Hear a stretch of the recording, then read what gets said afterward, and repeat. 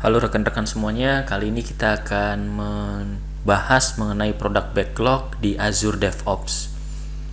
Sebelum memulai, rekan-rekan bisa masuk dulu ke Azure DevOps di dev.azure.com, kemudian membuat project dengan tipe Scrum. Ya, jadi pada saat memilih metode itu kita harus memilih metode Scrum agar keluar menu backlognya. Di sini saya sudah memilih menu backlog, ya, dan kita juga sudah memilih sekumpulan features di sini. Dan yang akan kita lakukan adalah kita akan membuat backlog berdasarkan portfolio features ini. Ya, di sini kita memiliki sekumpulan features, maka yang dilakukan pertama kali adalah meng-create backlog dari features yang kita akan kembangkan. Jadi di sini misalnya kita akan membahas modul registrasi, maka kita bisa klik dan kemudian kita pilih produk backlog. Hal yang membedakan pada saat kita memilih produk backlog melalui features adalah kita sudah menambahkan link ini otomatis. Dengan kata lain, produk backlog ini itu sudah terhubung dengan fitur ini. Jadi ada sebuah relasi antara fitur dengan backlog yang kita susun. Produk backlog ini pada dasarnya adalah user story. Jadi rekan-rekan bisa menggunakan format user story atau format yang bebas sesuai dengan keinginan rekan-rekan. Di Scrum tidak ada kewajiban untuk menggunakan format as a, so that, dan sebagainya. Jadi kita bisa membuatnya sesuai dengan keinginan kita.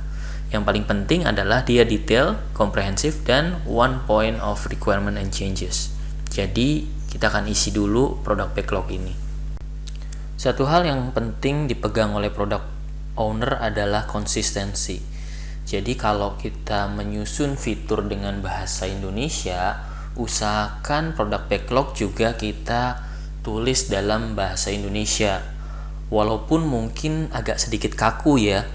Di sini sebagai contoh, saya menulis sebagai guru, saya dapat mendaftar aplikasi IPEK dengan akun Office 365. Ini adalah format user story.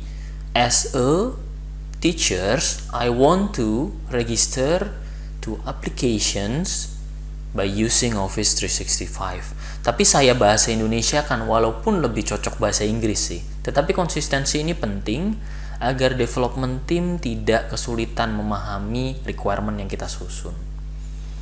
Kemudian setelah itu kita melengkapi description.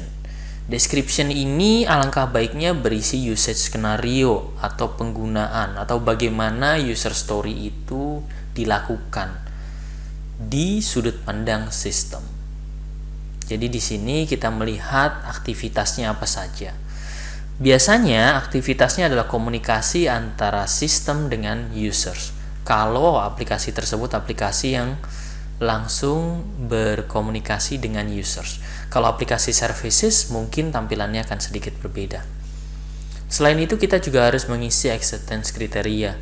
Ini adalah kriteria penerimaan atau beberapa rules yang harus dipenuhi agar backlog ini diterima. Tentu saja contoh ini jauh dari sempurna, tetapi setidaknya ini menunjukkan apa yang harus kita lengkapi. Itu langkah pertama yang kita lakukan. Langkah kedua adalah kita mengumpulkan sekumpulan dokumen yang berelasi dengan produk backlog ini.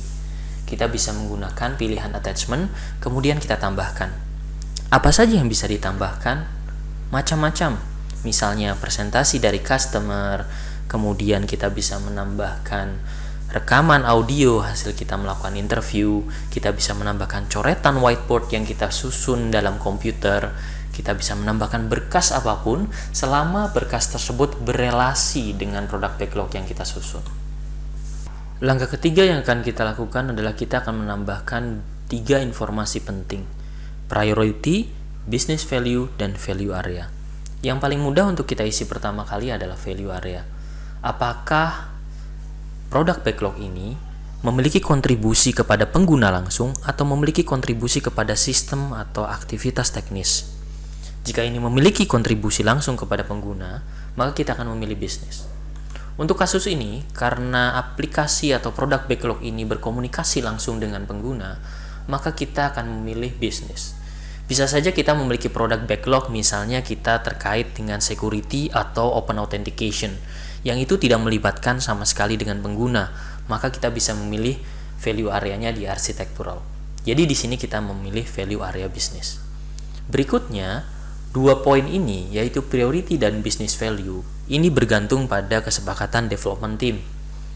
Maksudnya, nilai yang ditentukan atau rentang yang ditentukan itu bergantung dari kesepakatan development team. Untuk priority di Visual Studio, dalam hal ini Azure DevOps, terdapat 4 priority. Bergantung kesepakatan development team. Misalnya kalau di kami prioritas 4, itu artinya prioritas paling tinggi. Maka itu bisa saja dilakukan. Bagi rekan-rekan yang memilih prioritas 1 adalah prioritas tinggi, itu juga tidak apa-apa. Untuk business value, kita bisa mengisi kata-kata ataupun angka. Tapi kita lebih prefer angka karena akan memudahkan kita untuk melakukan sorting. Di sini, kalau di business value, rule of thumb-nya kita memiliki 3 business value, yaitu essential to have, adding business value, dan nice to have. Essential itu kita beri nilai 1. Adding business value itu kita beri nilai 2. Dan nice to have kita beri nilai 3. Jadi kalau fitur ini esensial, kita akan beri dia nilai 1. Dan prioritasnya paling tinggi, kita akan beri nilai dia 4. Tapi kalau misalnya kita bicara tentang animasi, page yang fade sendiri, ya, kemudian autentikasi yang opsional, gitu ya, kita mungkin saja bisa beri business value-nya 2 atau 3, ya. Oke.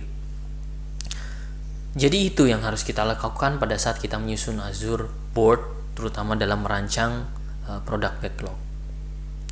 Di video selanjutnya kita akan melakukan planning game estimation untuk mengisi effort, dan kemudian kita juga akan melakukan sprint planning untuk mengisi iterations.